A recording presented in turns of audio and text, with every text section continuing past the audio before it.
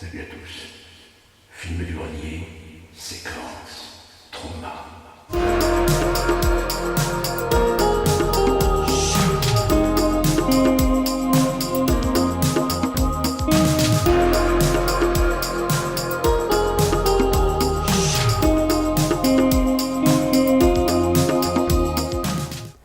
Salut à tous, bienvenue pour l'épisode 2 des films du grenier. Cette fois-ci, je vais vous faire découvrir 3 films qui sont issus d'une société de production un peu particulière. Il s'agit de la société Troma.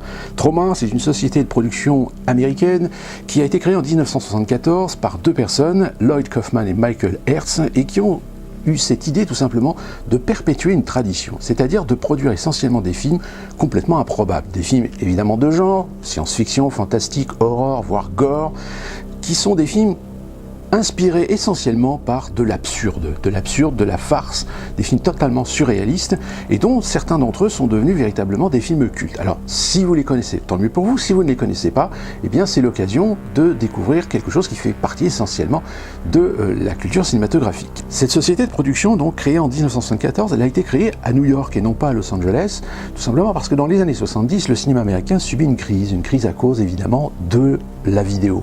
Et un certain nombre de sociétés indépendantes américaines n'arrivent pas à percer sur le marché hollywoodien et donc décident de revenir à la source, c'est-à-dire sur la côte Est. Pourquoi à la source ? Tout simplement parce que l'histoire du cinéma américain n'est pas née à Los Angeles, n'est pas née à Hollywood, elle est née sur la côte Est. Mais pour des raisons de problèmes, de mafia, etc. C'est pour cette raison que les premières sociétés de production américaines de cinéma, au début du XXe siècle, ont décidé tout simplement de migrer sur la côte ouest. Alors ça, c'est pour la petite histoire, la petite anecdote. Autre anecdote, c'est que la société Troma, donc, est une société indépendante, qui a eu beaucoup de difficultés parfois à trouver des distributeurs par l'intermédiaire des majors, et si bien qu'en fait la majeure partie de leurs films ont été souvent relayés au marché de la vidéo. Et nous allons voir donc 3 films qui sont 3 films, on va dire, symboliques de cette société de production, à savoir qu'aujourd'hui la société de production de Troma existe toujours, elle est toujours détenue par Lloyd Kaufman et Michael Hertz, sauf que depuis 2010, pour des raisons pragmatiques, elle a quitté la côte Est pour revenir, pour retourner finalement sur la côte ouest et retourner à Hollywood.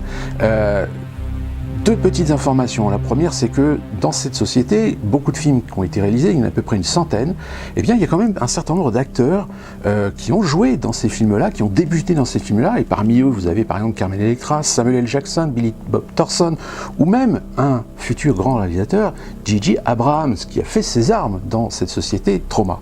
Aujourd'hui, la société Troma a aussi cette particularité, et ça c'est la deuxième anecdote, c'est que depuis maintenant quelques temps, elle offre gratuitement un certain nombre de ses films sur une chaîne spécialisée YouTube, dont je vous mettrai d'ailleurs le lien dans cette vidéo, ou plutôt dans les commentaires en bas. Alors tout de suite, on va découvrir ces 3 films de la société Troma. Alors, premier film symbolique de la société Troma, c'est évidemment son film qu'on peut considérer comme étant le film vitrine de la société, c'est Toxic Avenger. Toxic Avenger, c'est l'histoire d'un jeune, une sorte de bouc émissaire dans un lycée qui tout d'un coup va subir une mutation à cause d'un accident et va devenir une sorte de super-héros, mais un super-héros toxique. Donc, je répète, on est vraiment dans quelque chose de complètement absurde, de complètement surréaliste, parfois volontairement mal joué, surjoué. Toxic Avenger, c'est un film qui est apparu en 1984, qui a été réalisé par les détenteurs de la société Troma eux-mêmes, c'est-à-dire Lloyd Kaufman et Michael Hertz. Sauf que ça a été, on va dire, aujourd'hui, c'est devenu un film culte. C'est devenu un film culte à tel point qu'il y a eu un deuxième épisode, un troisième épisode, que la franchise après a choisi d'essayer de diversifier un peu ses films, mais finalement est revenu à ses premiers amours, puisque en l'an 2000, un 4e film a été réalisé, et il y a actuellement un 5e film qui est prévu concernant Toxic Avenger, et on a même eu le droit à une petite série télé qui a été créée justement sur ce personnage, parce que il y a eu tout d'un coup un certain engouement, et cet engouement a été dû essentiellement aussi par la découverte sur Internet. Autre film référence, beaucoup moins connu, mais qui pourtant a eu cette particularité, c'est que le premier film qui a été réalisé et qui est sorti en 1986 est sorti dans les salles françaises à l'époque. Alors je ne me souviens plus exactement du titre français, je crois que ça devait être Atomic College ou quelque chose comme ça, mais son titre original c'est Class of M.I. C'est pareil, on est dans ce concept de complètement absurde. Il s'agit d'un lycée où dans ce lycée, il se trouve que juste à côté, il y a une usine nucléaire et patatras, un accident, contamination, et tout d'un coup certains élèves vont commencer à subir des mutations. On va même voir une sorte de monstre né, etc. Enfin, on reste véritablement dans l'absurde. Ce film fut réalisé par quand même 3 réalisateurs, puisqu'il a été réalisé par Richard W. Hens, Michael Hertz lui-même et Lloyd Kaufman, qui sont tous deux encore derrière la caméra pour superviser ce type de film. C'est des films pourtant petit budget, mais si vous avez l'occasion de les voir, vous verrez quand même que on a essayé quand même de mettre un petit peu de moyens pour essayer de donner le change. Mais comme on est toujours dans ce concept de l'absurde, finalement le film est devenu plus ou moins culte et lui aussi a donné naissance à une franchise. Et il y a eu, je crois, 3, 4 ou 5 films qui ont suivi dans les années 80 jusque dans les années 90. C'est le deuxième film de référence de cette société de production qui est Troma. Et enfin, troisième film. Parmi les centaines de films de Troma, c'était difficile d'en choisir un, et j'en ai quand même choisi un qui est aussi tout aussi symbolique de la société Troma et qui a aussi marqué les esprits des gens qui se sont intéressés à ce genre cinématographique si particulier. Eh bien, le titre est aussi improbable. C'est, voilà, Surf Nazi Must Die. Surf Nazi Must Die. Bon, l'histoire, voilà, c'est une bande de jeunes, vraiment des bad boys qui sèment la terreur auprès d'une communauté, et qu'il va y avoir certains qui vont commencer à se rebeller, etc. Donc, c'est un film qui est réalisé par Peter George, mais qui finalement rejoint un peu, plus ou moins, la plupart des films de la société Troma, c'est-à-dire que même lorsqu'on regarde ces films, on a l'impression d'avoir des mauvais films de série B, de série Z, parfois mal tournés, mal montés, mal joués ou surjoués.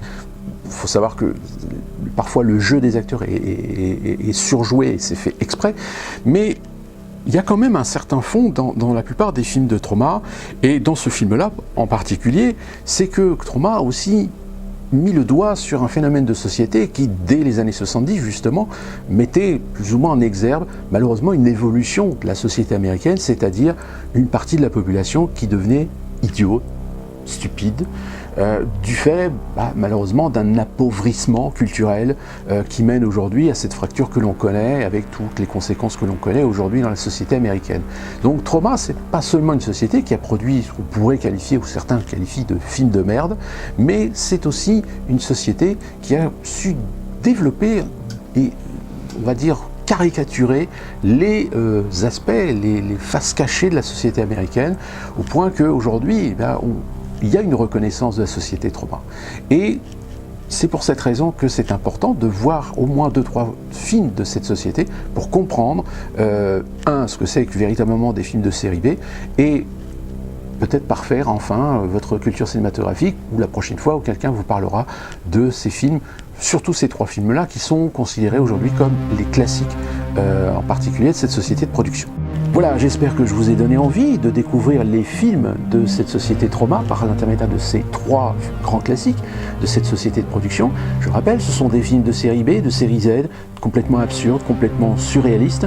On ne peut pas aller chercher des chefs-d'œuvre dans ces films-là, mais je vous le répète, ce sont des films qui néanmoins dans leur scénario cachent quand même une certaine critique de la société américaine, de la société de surconsommation, de la société parfois où une certaine déchéance, un certain déclin culturel de la société, surtout dans certains films des années 80. Et on se retrouve très prochainement pour un 3e épisode avec 3 autres films du grenier. Donc d'ici là, à très bientôt.